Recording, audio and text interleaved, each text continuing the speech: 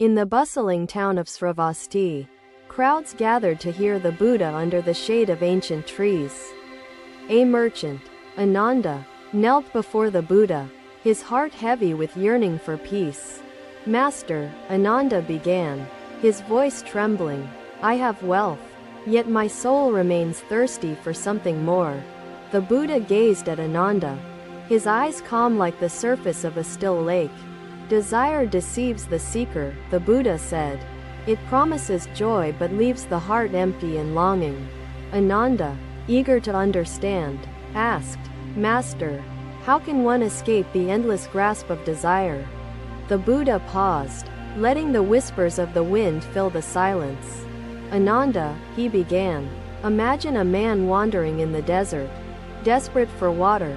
The crowd leaned closer, captivated by the story unfolding from the Buddha's lips. "If he drinks from a mirage," the Buddha continued, "will his thirst be quenched?" Ananda shook his head, understanding the futility in chasing illusions. "Desire is the mirage," the Buddha explained. "It seduces, yet leaves the soul parched and yearning. Such is your mind upon waking. Serene yet easily unsettled by haste or distraction." He set the bowl down and gestured to the earth. "Below, seek within. Ananda," he said, "find the spring that flows freely and endlessly within your own heart."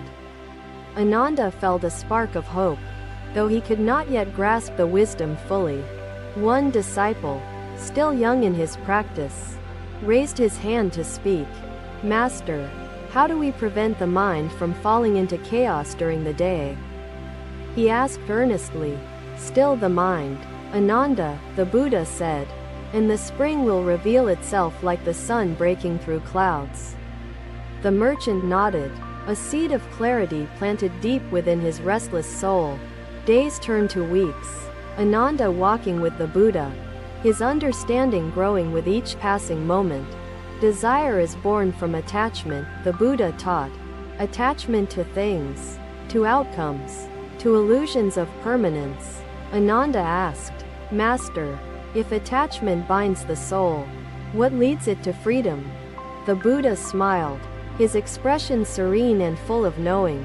"Non-attachment liberates," he said. "To embrace impermanence is to unshackle oneself from the chains of desire." The crowd murmured, the teachings resonating deeply, though their depths challenged their comprehension. "Do not resist impermanence, Ananda," the Buddha said, "for it is the nature of all things, the truth of existence." Ananda pondered these words, realizing how his fear of losing had fed his endless craving for more. "Master," he said, "how does one begin to embrace impermanence?" The Buddha raised a hand, gesturing toward the flowing river beside them. A soft murmur of understanding passed among the disciples. The Buddha stood and invited them to sit beside the pond. "Be like the river," the Buddha taught. "Flow with life. Let go of clinging, and peace will find you." Ananda nodded, his heart touched, though the path ahead seemed daunting and unfamiliar. "Master," he said, "desire feels so strong. How can one quiet its voice?" The Buddha reached for a lotus blooming in the water, its beauty untouched by the current around it. "Desire is not destroyed by force," the Buddha said, "but by understanding, like the lotus blooming despite the rushing water." Ananda held the image in his mind, finding solace in the gentle power of the lotus. "Desire will fade," the Buddha explained, "when its illusion is seen clearly, when its nature is understood deeply." The farmer watched them leave, a spark of peace kindled in his soul. The Buddha's words resonated in the hearts of all who heard them. Echoing beyond the moment, another day, under the same Bodhi tree, the Buddha sat in quiet meditation as disciples gathered in eager anticipation. Another day, Ananda arrived, still troubled by the lingering desires that clouded his restless mind and searching heart. Another day, the Buddha raised a simple clay cup, holding it lightly, as the crowd observed in respectful silence. "This cup," the Buddha began, "is empty now. but imagine it filled to the brim with coarse sand. Ananda watched intently, trying to grasp the meaning hidden in the Buddha's demonstration. If I pour water into this cup, the Buddha continued, what do you think will happen? A young monk, seated near the front, replied, the water will muddy and overflow, Master, losing its clarity and purity. The Buddha nodded, his expression calm yet filled with insight. Gesturing toward the cup, the mind is like this cup when filled with desire, he said. There is no room for peace or clarity. Ananda's heart stirred, as he reflected on his own thoughts and their constant agitation. What if the cup is first emptied? The Buddha asked, turning his gaze to the young monk who had answered earlier. Then the water will flow clear and remain pure, the monk replied, his voice steady and contemplative. The Buddha smiled, placing the cup gently before him, its surface gleaming under the morning sun. To still the mind, you must first empty it, he said.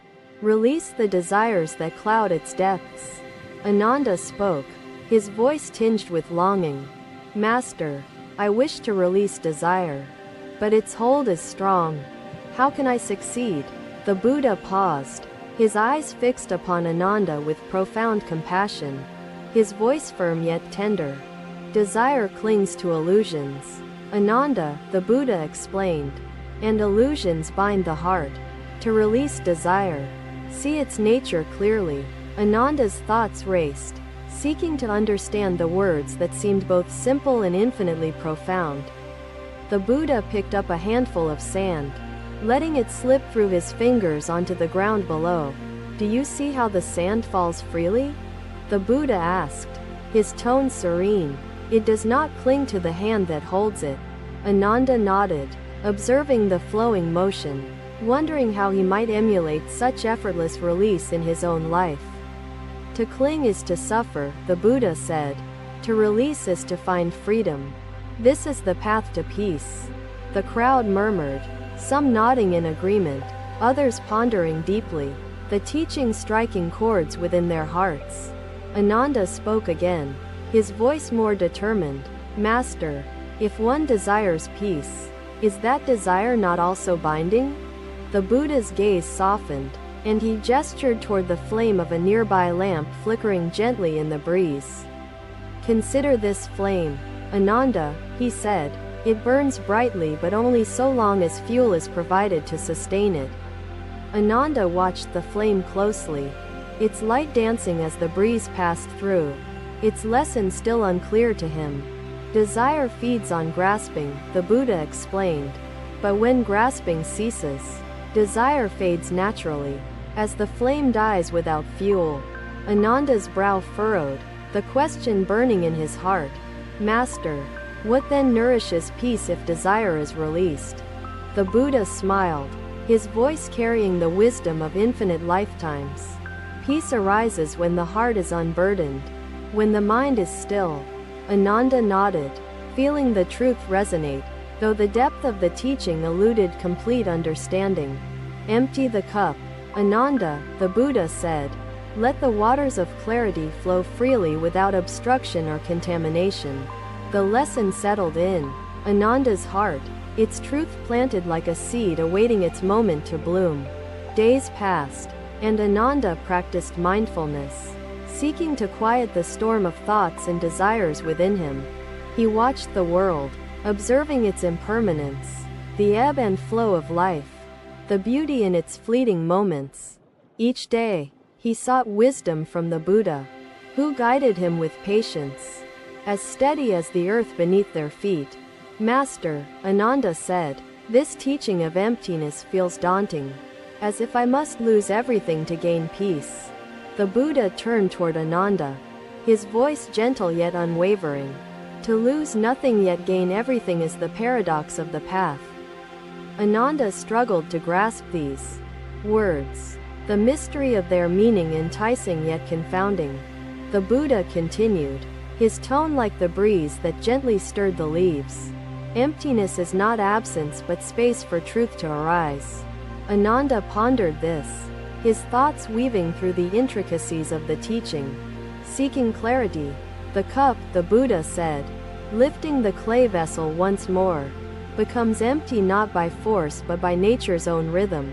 Ananda reflected on his own efforts, wondering if his striving had obscured the simple beauty of surrender. Peace cannot be chased, the Buddha added.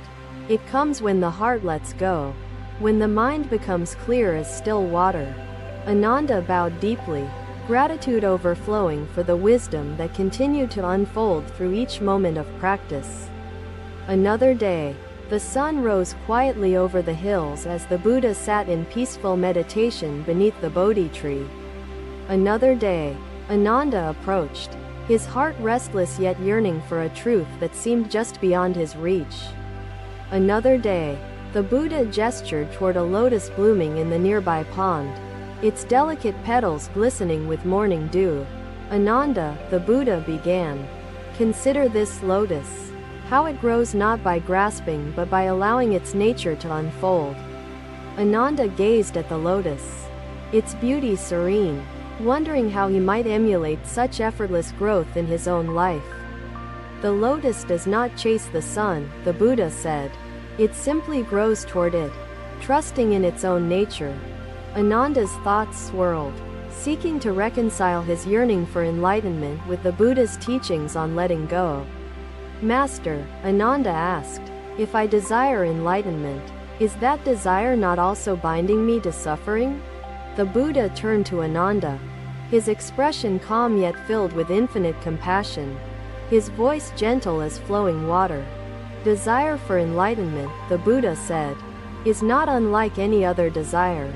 It binds when chased, yet liberates when cultivated with wisdom. Ananda furrowed his brow, pondering the paradox, the simultaneous weight and lightness of the path before him. Consider the flame of a lamp. Ananda, the Buddha said, gesturing toward a nearby lamp flickering gently in the breeze. The flame burns brightly, yet its light depends on the oil. Without fuel, it fades naturally into the night. Ananda watched the flame, its light dancing with the breeze, its lesson resonating deeply within his searching heart. Desire clings when fueled by grasping, the Buddha explained, but fades when seen clearly for its impermanence and emptiness. Ananda nodded, though questions still lingered, their weight pressing as he sought to understand the depths of these teachings. Freedom comes, the Buddha said, not from fighting desire but from allowing it to pass.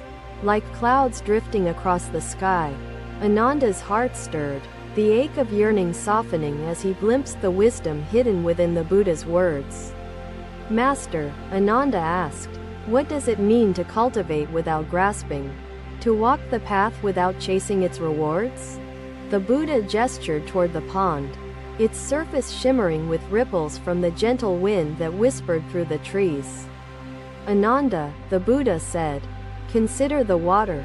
It does not seek to reach the shore, yet it flows, giving freely and endlessly. Ananda gazed at the pond, its quiet beauty mirroring the balance he wished to cultivate within his own life.